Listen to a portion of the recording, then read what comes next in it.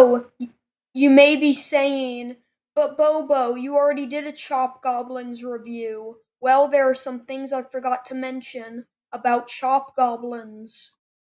Also, I'm going to be reviewing every Gremlins clone slash ripoff slash thing that reminds me of Gremlins.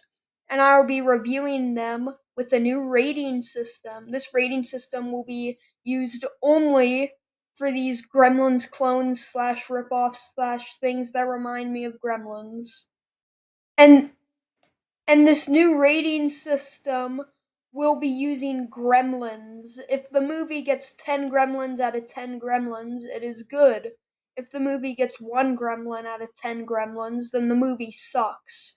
By the way, there will be spoilers for Chop Goblins. Now let's start this redo.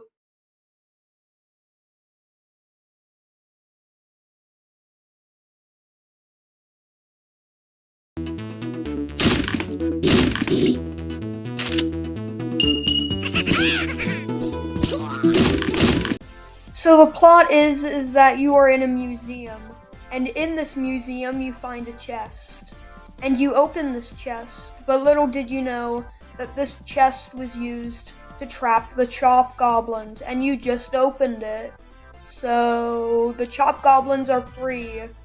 You grab a dagger and run after the Chop Goblins. After beating the museum level, you see the Chop Goblins holding the time manipulation tablet, and the Chop Goblins leave the museum. You end up in the city because you follow them out of the museum. You find a subway station in the city, but there's a fence stopping you from going inside the subway station. So you have to find bolt cutters. After finding the bolt cutters, you use the bolt cutters on the fence. And you go inside the subway. You see a time portal inside the subway station that the Chop Goblins went into because they opened it with the time manipulation tablet. And you follow them. Now you are in Dracula's castle and the Chop Goblins are trying to recruit Dracula. After finding 3 masks that you use to open Dracula's little area, or boss area, you fight him, you fight Dracula, and after you beat him, you get brought to a new time period, ancient Greece, where the Chop Goblins are trying to get the Wand of Corinthians.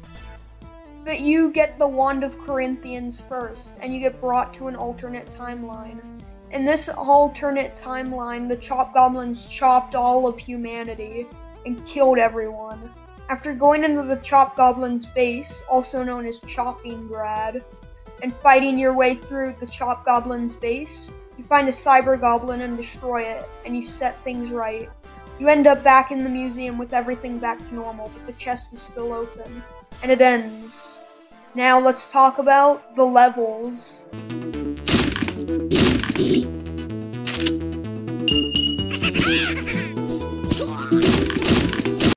First level is the museum level, and I must say, it's a really good first level. Now second level is the city level, or the streets level. It's also pretty good, but not as good as the museum level. Next is Dracula's castle, and it is not as good in my opinion. Next is ancient Greece. This is a good level. I enjoy this one, and it fits with the tone. And the next one is my favorite level, the alternate timeline / future level. I just like the futuristic tone of it. Now let's talk about all the rankings for the levels.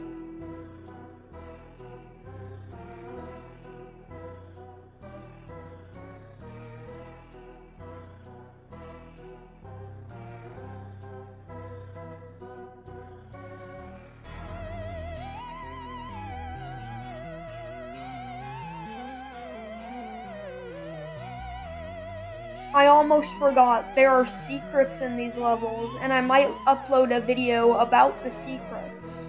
Now let's talk about the Chop Goblins.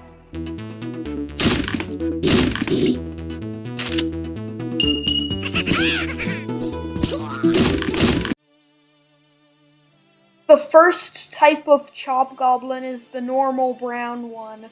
They walk up to you and they try to chop you. Next is the green chop goblin. They throw their cleavers at you. Next is the purple/mean chop goblin. They insult you, and you take damage from their mean words. Next is the chop goblins in a car, aka the hijacked goblin car. And it's just a funny little boss fight. There's not much to it. Next is wait, what? Vampire cats? Vampire cats? Whatever. They just run up to you and bite you.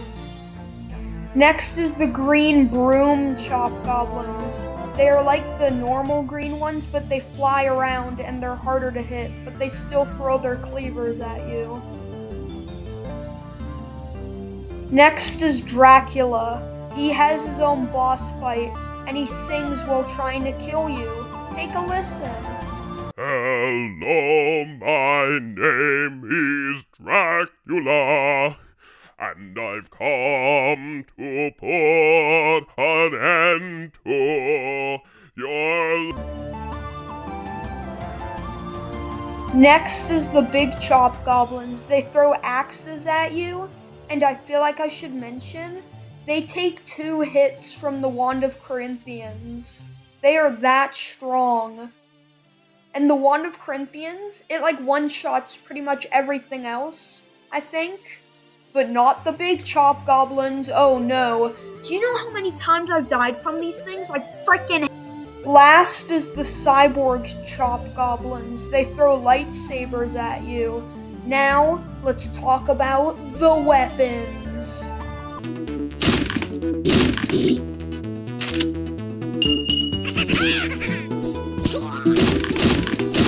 The first weapon you get is the dagger. You stab chop goblins with it. And also, when a green chop goblin throws their butcher cleaver at you, you can reflect it back at them. You can do the same with the cyborg chop goblin's lightsabers, as you can see here in this clip. Also, in the Dracula level, you can find a secret area where there's holy water and you can dip your dagger into the holy water. So when you stab chop goblins, they explode. But shh, don't tell anyone.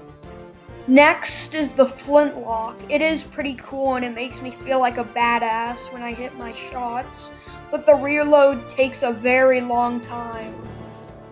Next is the street sweeper. It's the shotgun of this game. And the farther away you are from an enemy when you're shooting them, the less damage they take. So you gotta be up close when shooting them. So, next is the Impaler. It shoots wooden stakes at rapid fire. Lastly is the Wand of Corinthians. It shoots a powerful beam that explodes chop goblins. Yeah. Also, if you have alt weapons on in the settings, you get different weapon models that were gonna be in chop goblins too. But shh, don't tell anyone. Oh my god. Now let's talk about the difficulty settings.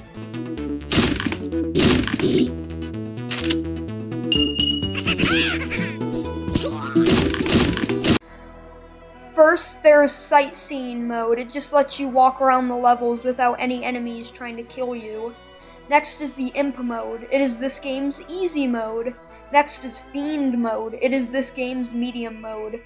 And last is Goblin, the hard mode for this game.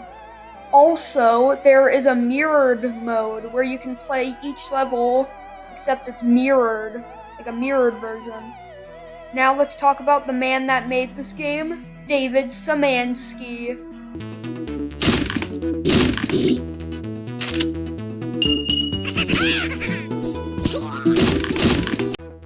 David Szymanski has made a couple of games, but my personal favorite game that he made is Squirrel Stapler. But he is most known for a game called Iron Lung, so I feel like I have to make this joke now. I was in the blood ocean, and I took this picture. Someone send help! It's breaking through! Ah! Anyways, David Szymanski, if you're watching this, I respect you and your games. Even though I've never played Iron Lung or seen that new movie that Markiplier is in. Now let's talk about the soundtrack.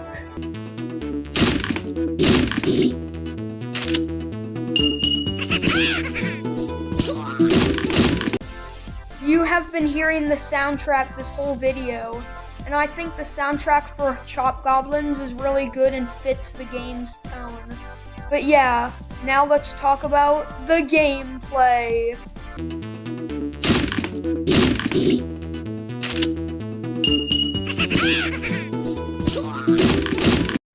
The gameplay is fun. You will be doing a lot of shooting and running with an occasional puzzle to solve.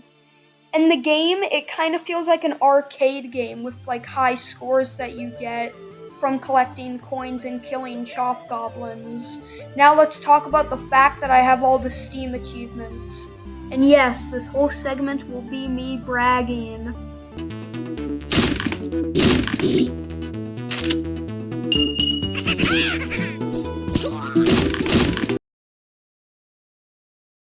So yeah, I have all of the achievements on Steam, but I don't have any of the trading cards or badges, sadly.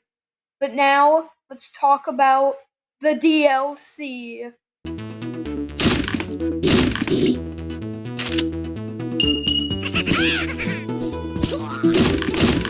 The only DLC, besides the soundtrack, is the Chop Goblins Cabinet of Curiosities, which is just like a thing, like, I don't really know how to explain it. It's just filled with wallpapers and emojis. And you can find it inside of the game files. And I'm going to show you everything that's contained in the Cabinet of Curiosities DLC. Now enjoy.